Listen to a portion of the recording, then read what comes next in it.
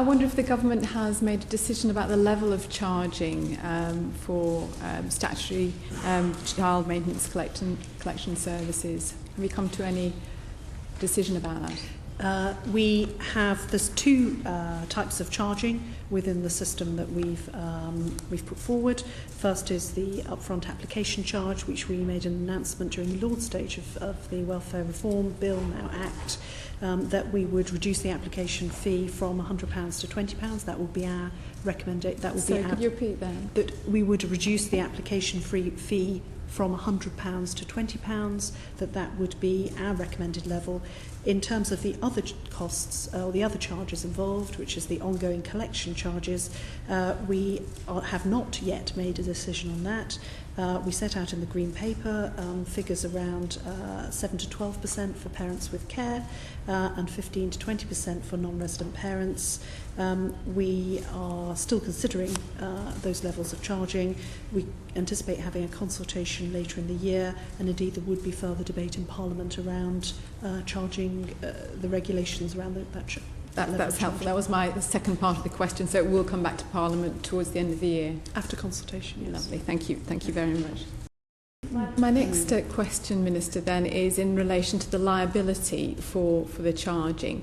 Where we've gone through the process where the voluntary discussions and so on have gone on with the parents, and one refuses to come to any agreement, where should the liability lie?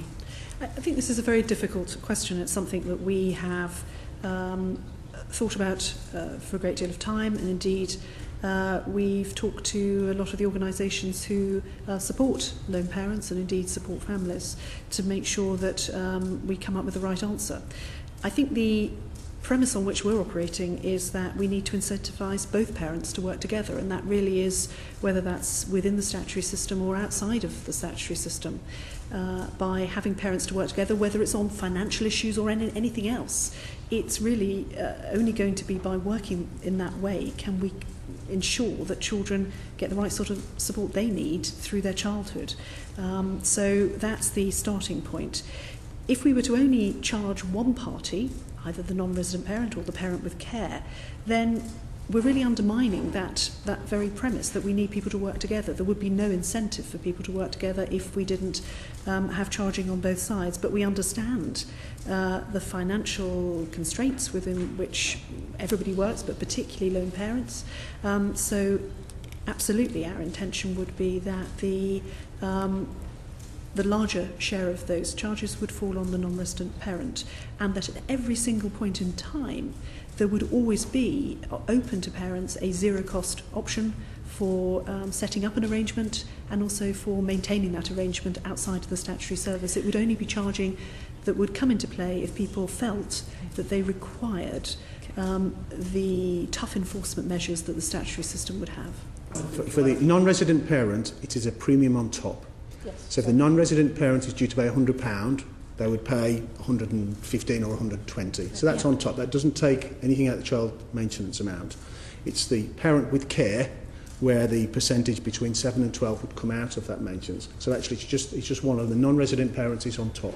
But doesn't it strike you as unbelievable that we've got a payment enforcement system that's costing between a fifth and a third of the money that these families should be spending on their children? Well, at the moment, the cost of running the system is significantly higher than it will be in the future. I think the committee needs to ask itself the question. We make tough choices about where we spend our money as government. We are, I think, quite rightly spending £6 billion a year supporting lone parents through benefits and through other services, making sure that money gets into people's pockets so that they can actually support their children in what can be a really tough economic time, and that the maintenance system is on top of that, still costing the taxpayer many tens, hundreds of thousands, millions of pounds a year to administer.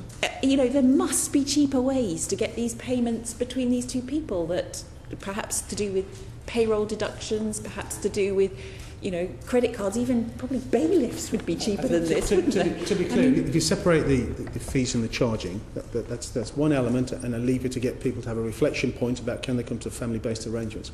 But just looking at the business and the organisation, as the Minister said earlier, there's a lot of work going to driving cost out. So actually, on an operational basis, in sort of real terms, we'll be down to about 40% reduction in costs when we get to the end of the next spending review period, in fact about 43%.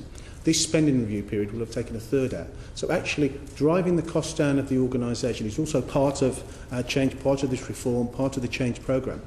Charges are there as very much a separate driver to create a reflection point. They're not substituting the cost of the organisation, which still is driving down its own costs and will be at least 40% less by the time we get to the end of the next spending review in real terms. Perhaps it would be worth the committee reflecting that when the Child Support Agency was originally set up, the Treasury actually had a target to recoup £400 million in